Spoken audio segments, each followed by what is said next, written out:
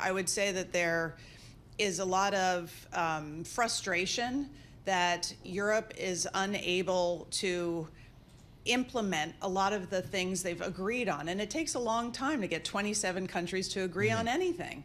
And so they've agreed on banking union, on capital markets union, and those things are so important for European GDP to accelerate.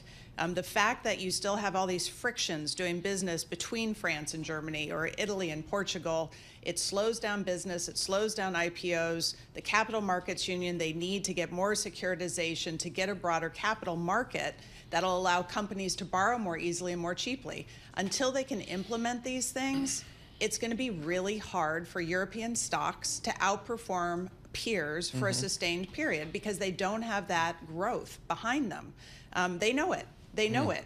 But without strong leadership, it's very hard to push the stuff through. And that takes us back to the French election. If we get to the second round of this election and we have what they call cohabitation, where you have one party in the Elysee and another party, fighting them all the time, you have paralysis in France, but you also have lack of leadership in Brussels. And that's their big worry, that they're just going to be stuck. Where typically has that leadership for the European Union? Is it just Germany because they're the biggest economy, France because they're large as well? Where does the leadership really come from? Yeah, I mean, historically, when you've had a strong Germany, strong France, ideally also a strong Italy, that trifecta could push stuff through.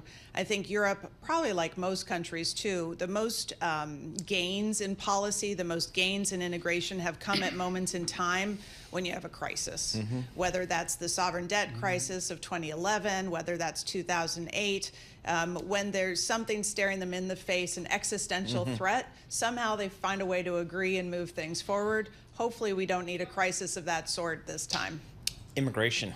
It's not just in the United States on our southern border. It's obviously a huge issue for Europe. What was kind of the latest And thinking? it's not going away, right? Yeah. When we just look at demographics in places like Africa, when we look at social unrest around the world, we're going to continue to see immigration over the coming decades. And on one hand, we should welcome it, right? Immigration in the United States is the main factor holding up our labor force, which holds up our GDP. But we need to find ways to do it responsibly where we reduce the social anxiety around it, and politicians are unable or unwilling, both sides of the Atlantic, to get that done for the moment.